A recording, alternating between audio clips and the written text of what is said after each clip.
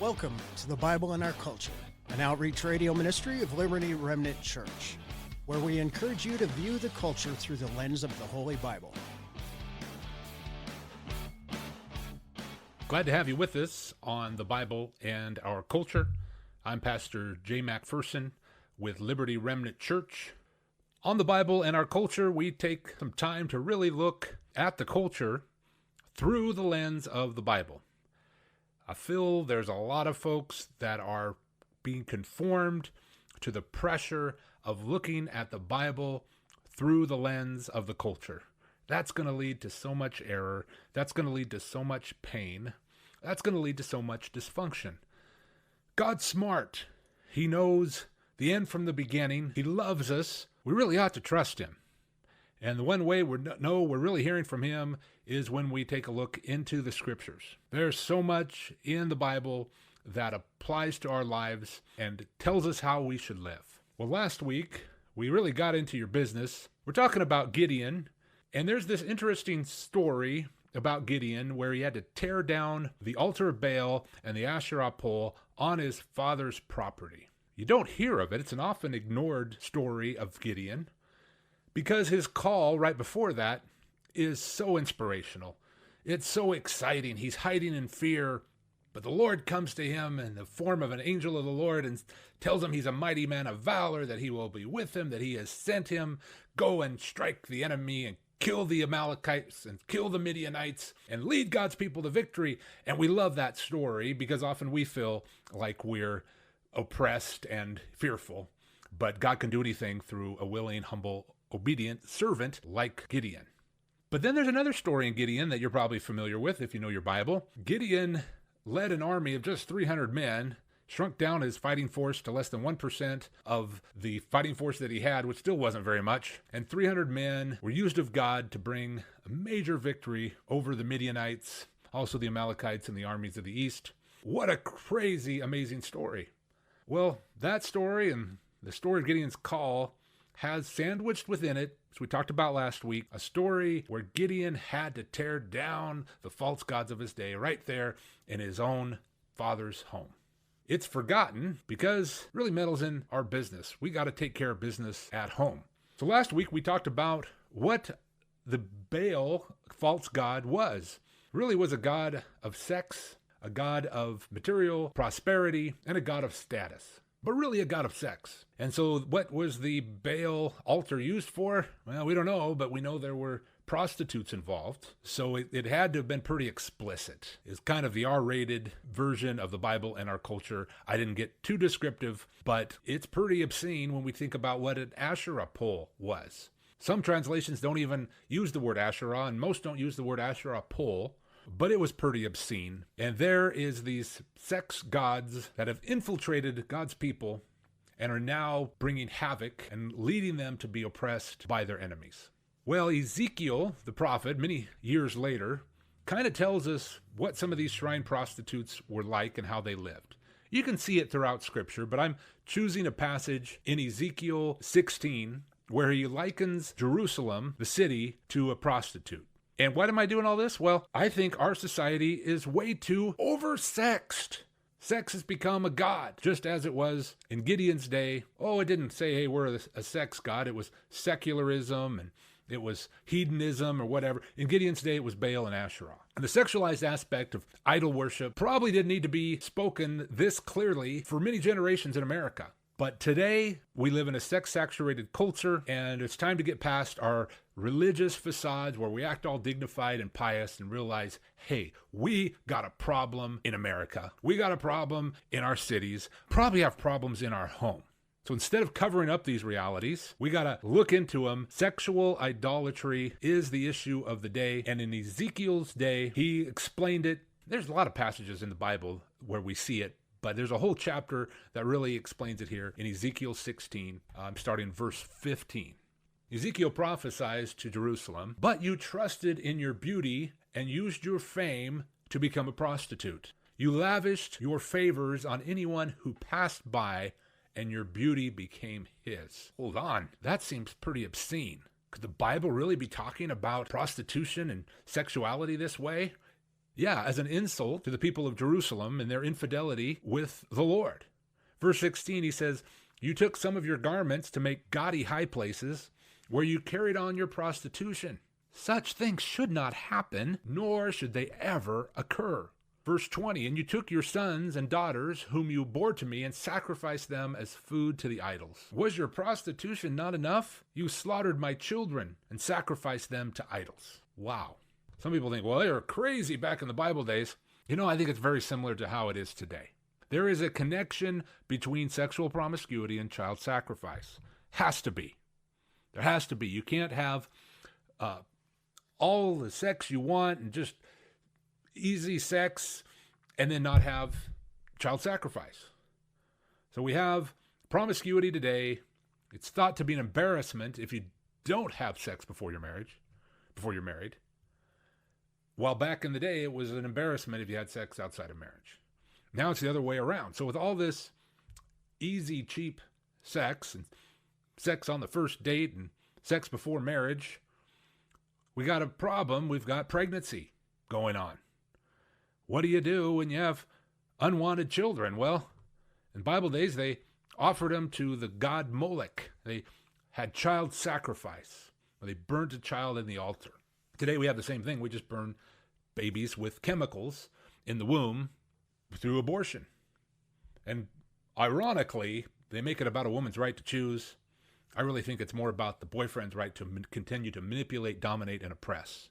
Because I think for most women, if their boyfriend said, "Hey, we have a baby, I'm going to be faithful to you, we've got to be faithful to this child, let's commit ourselves and make it work," I think most women would go along with that.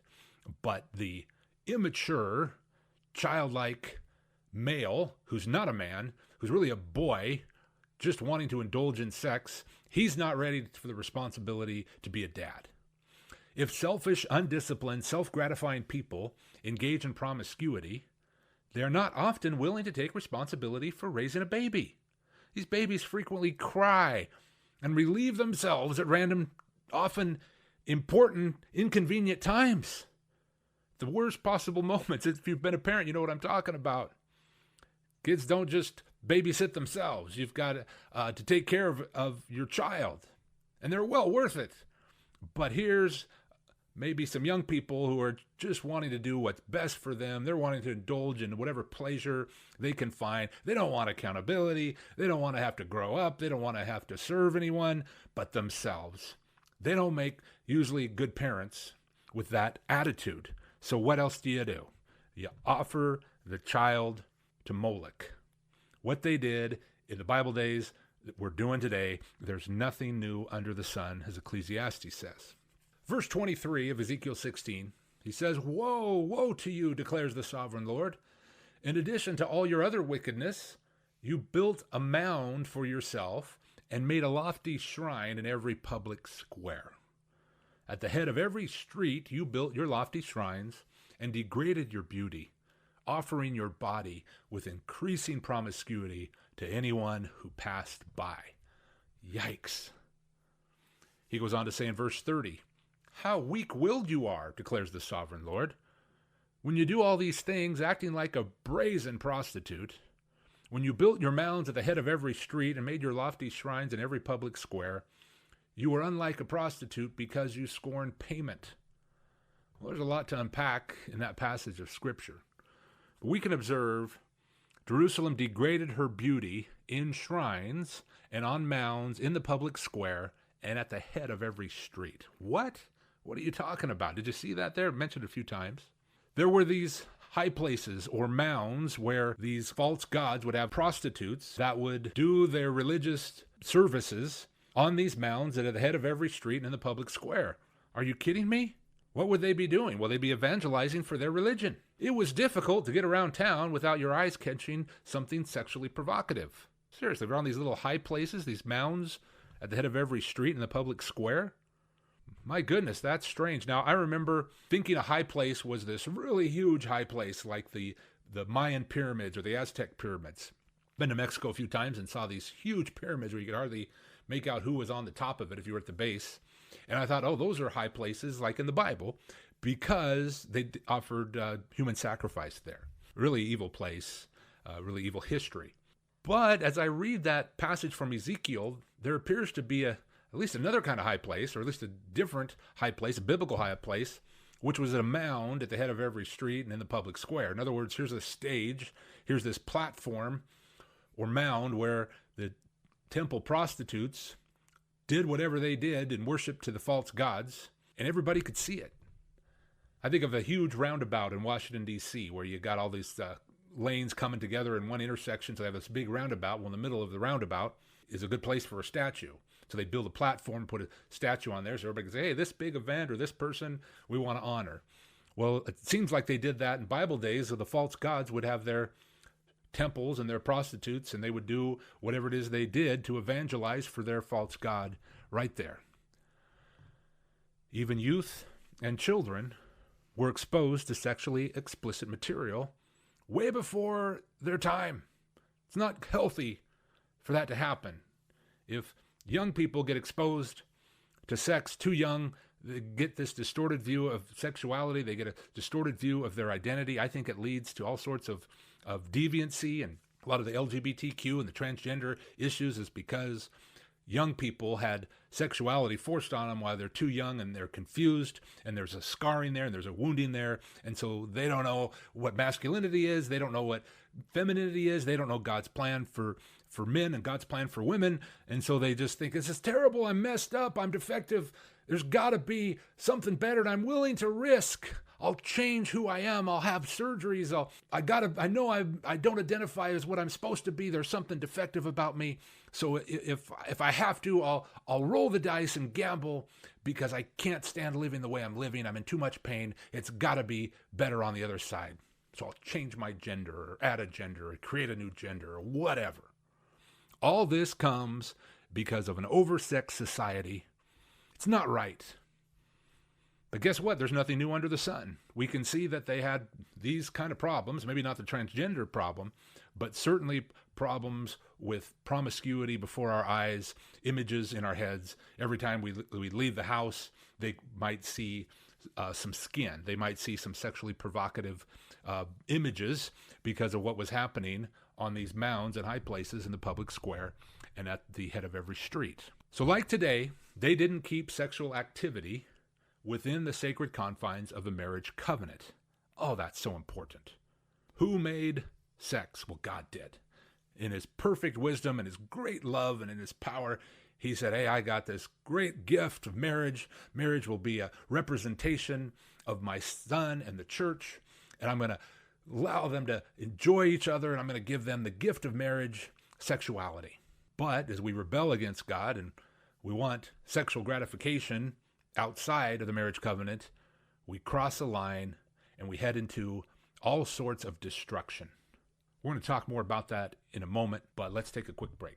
2 years ago, Liberty Remnant Church was founded in Spokane by a group of committed Christ followers who, believing God, sought to build a distinct local church for His glory. LRC is a simple, relational, biblical church that holds firm to the basic tenets of biblical Christianity. We believe we are to represent Christ's love, power, and wisdom in any facet of society. Perhaps you've seen our pastor, Jay McPherson, or others from Liberty Remnant Church, either standing up at Spokane City Hall or at a local school board meeting in the area. We believe we are called to be salt and light as we bring people to new life in Christ. If you are looking for a local church or know someone who is, please consider what God is doing at Liberty Remnant Church. We meet every Sunday at the Oakwood Inn, 7919 North Division at 10 a.m. For more information or to contact our pastor, please check out our website at libertyremnantchurch.org. Once again, that's libertyremnantchurch.org. And welcome back to the Bible and Our Culture. I'm Pastor Jay McPherson of Liberty Remnant Church. We are looking at the culture through the lens of the Bible. We've been discussing Gideon and how he had to overcome the false gods of his day, Baal and Asherah, at his own home. What are Baal and Asherah? Well, the temptation or the allure of these false gods, I believe, was in part sexual promiscuity. So we looked at Ezekiel 16 and the a description of what a prostitute was in the Bible days and how they were connected with idol worship. And there's nothing new under the sun. We see the temptations and allures of sexuality back then happening today, just with different names. We don't call it Baal and Asherah. We call it hedonism or secularism or what have you. Liberalism, I don't care. But the point is, we've got a problem. And the problem is we've taken what God has given us that was really good, sex in marriage, and we perverted it. We've taken it outside the covenant of marriage. And when that happens, there's dreadful consequences. We're seeing it all over the place. The safety in our city, Spokane, and all around the world, a lot of it has to do with the perversion of sex.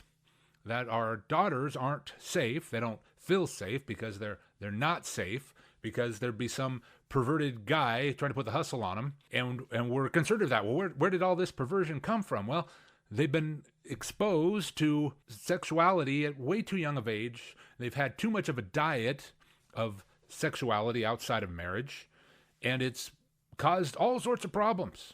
People don't know how to grow up anymore. Some of that is all the sex images that have been put before us, and all the dirty jokes, and all the innuendos on movies and television. There's no way we can continue as a society if we don't bring a harness to what God intended with sexuality and make it be part of marriage. It ought to be part of marriage, to be enjoyed, and obviously to procreate. You know, there's two things that we can be confident about in every society in history. Every society that lasted had fire and sex. And I'm going to compare them and how they are a good lesson to learn. But we know that every society had fire, whether we're talking about the Babylonians or the Egyptians or the Midianites or the Vikings, whoever, they had fire. They needed it to warm themselves and to cook food. They had fire. We also know that every society had sex, because if they didn't, they can't reproduce. Right? You can't have homosexuality and reproduce. There's a lot of things you can't have that you would indulge in, but you have to have sex to reproduce. So with these two common denominators of lasting societies, there's some lessons we can learn how they are similar, because both fire and sex must be kept within its proper confines. If it's not kept in its proper confines, it will become terribly destructive. So fire's great in a fireplace and on the stove to warm you, to cook your food, but if that fire gets out of the stove, out of the fireplace, and starts spreading throughout your home and throughout town, you got a real problem. There's a lot of destruction, and it could happen quickly. Well, I think it's the exact same thing with sex. If sex gets outside of the confines of marriage and spreads throughout town, spreads throughout the society, it's going to bring a lot of destruction. It needs to stay where it's supposed to be, because outside of the confines of the marriage covenant that God intended, sex is bringing destruction on our land, and we see it over and over again. We are not a dysfunctional society. We cannot continue living the way we've been living and expect prosperity. We are headed for the consequences of our own decisions. We've got to understand where God intended us to focus on with sex and how we ought to live. I've often likened sex to frosting and marriage the cake. Does that make sense? Frosting really only belongs on a cake. It's a good part of the cake. It really makes the cake excellent. But you can't just eat frosting right out of the bowl. A cake is where the frosting belongs, and it requires specific ingredients. The marriage requires specific ingredients. If you don't have flour, how's your cake going to turn out? If you don't have milk or eggs, what kind of cake are you going to have? The same way, if you don't have the right elements in a marriage, good communication, a care for one another, honesty, that sort of thing, you're not going to have a good marriage. But a cake also must be baked over time. There's this pressure of the heat that oven brings, and over time, it's going to make that cake what it's supposed to be. And guess what? I think there's the test of a wedding that makes a marriage work. That if you're faithful and you're abstinent until marriage, and you work on the engagement, you work on the relationship, and you plan a wedding, and all that stress is going to help bake a cake. You're going to learn how to deal with your partner when they're having a bad day and they're under a lot of stress, and they're going to see you that same way. This is good in that it helps refine the relationship so it can handle the test of marriage and children and all that requires in the household today. So frosting has an allure, but eating it right out of the bowl will make you sick. And that's what we have today. We have people trying to wolf down frosting any chance they get, crazed for it, and they're eating it right out of the bowl. They've got a deviant appetite for it, and it's going to make them sick. After so much sex in our culture, a sex-saturated culture, we've got issues of people insecure in their sexuality. They don't know what a masculine way of living is. They don't know what a feminine way of living is. They're confused. They're hurting. They're wounded. And a lot of that is because they've been exposed to sex at way too young of age. It's become way too big of a priority. And seeking more and more gratification from frosting will make you sick and unhealthy. All right, let's eat it out of the bowl. Let's try it in all these funky, deviant ways. Let's try it with multiple partners. Let's just go frosting. Frosting will make us happy, and I can't wait till I have more frosting. Well, that's not a healthy way to live. But frosting on cake is God's idea. Who made sex? God did. It's proof of intelligent design, in my opinion. I won't go on and expound on that much more, but I believe in a wise, intelligent God who created the universe, and part of my proof is the marriage act. How do you build a good marriage? What are the ingredients for a cake that's going to be lasting and a reflection of Christ and his church? Well, I think you got to take time to really know each other in a variety of different situations. The dating system is broken. The dating system is not going to work. It hasn't worked. It's led to divorce. It's led to unhappy people, unhappy homes, unhappy children. The dating system is just a phony. It's a facade. Hey, let me try and impress you. Let me put my best foot forward. I'll put on the right perfume and make sure I portray somebody that I'm maybe not, to get you to like me. And that's our scenario for finding a partner. No wonder it doesn't work. If you're single and you have in your heart to be married, serve in the local church. Serve Jesus. And as you're doing that, there's going to be pressure and stress. And also there'll be other people, other part of the church family that'll be along the way, and they might connect you, or you might meet your partner serving the Lord. That's the way it's supposed to work. That's the way it worked for me. That's the way it worked for a lot of people that I have really great marriages, is they just were pursuing God and serving, and lo and behold, as they're serving, they're working with somebody else, and hey, they hit it off, and God seems to lead them into a marriage that is a reflection of him. Not perfect marriages. We don't have that in this fallen, crazy, stupid, messed up world. But we do have successful marriages built on the rock of Jesus Christ. So as you're married, you have to continue to get to know somebody. You know, my wife is changed over the years. She's encountered new things. I never knew my wife as a mom until we had children. I never knew my wife as a nurse until she became a nurse. I mean, you have to stay in the know. You got to keep the lines of communication open, take time to talk and go on dates and listen to each other, because as we go through this life, we have to continue to re-know our partner. And as we know them, hopefully we begin to trust the other person. Trust is such an important part of a marriage.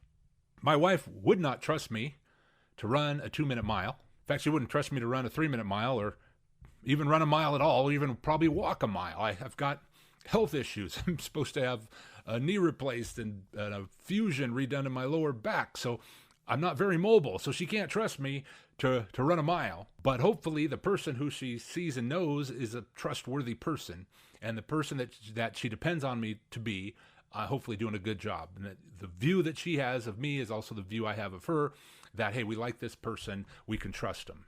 And as we trust, we rely. This helps bring a bond to the marriage, that I'm depending on you for certain things and you depend on me for certain things, and we're giving and supporting and encouraging and relying on each other. That really makes the bond. I saw somewhere, statistically, the Amish have the best sex lives. That's because in their marriage, they are so dependent on each other, and They work so hard and their only real entertainment is each other. And so they really know each other. They trust each other. They rely on each other for so much that their wonderful sex life just sort of comes upon them spontaneously. As you learn to rely on each other, there comes a time for commitment. And that begins kind of in the courtship process to some degree. But the lifelong commitment of marriage is made before God. It is a holy matrimony. And it's a sacred commitment. There's no other way for a marriage to work. The secularist would say, well, you got to try it out first. Take the car for a test drive sexually. Take the car for a test drive. Live together for a bit. It doesn't work that way. You got to go in full on to this marriage thing or it's just not going to work. If I'm trying it out, I'm not fully invested. And then once we get married, now we're both fully invested. That's usually when people try and change each other because they're a little more freaked out. You got to go in till death do us part, in sickness and in health, for richer, for poor, for better, for worse. A big-time commitment is the only way that marriage is going to work. And if you do all those things, well, then sexual intimacy is just going to flow out of that. It's just going to be a very natural, spontaneous part of a healthy marriage. But we're screwing up our children. We're screwing up society because we've had a sex-saturated society that is just however you want it, whatever works for you, however you feel today, however you identify, just have at it. It's not going to work. It's going to bring destruction.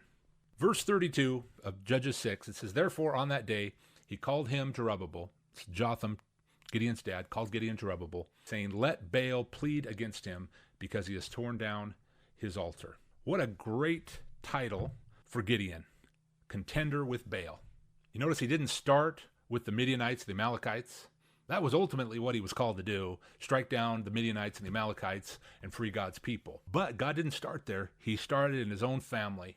He started with the false gods of today, the Baal and the Asherah. If he was faithful to tear down the false god at home first, then he could be trusted to tear down the Midianites and the Amalekites and their oppressive hand upon them. We all got to be diligent to tear down the altars of Baal in our own life. If we can do that, then we can tear down the altars of Baal in society. It's important that we do so. I'm Pastor J. McPherson. If you want more information about Liberty Remnant Church, you can log on to libertyremnantchurch.org. Thank you for listening to the Bible in Our Culture, an outreach radio ministry of Liberty Remnant Church. If you want to support this ministry financially, you could do so by going to our website, libertyremnantchurch.org/give, and select Radio Ministry. See you next week at the same time.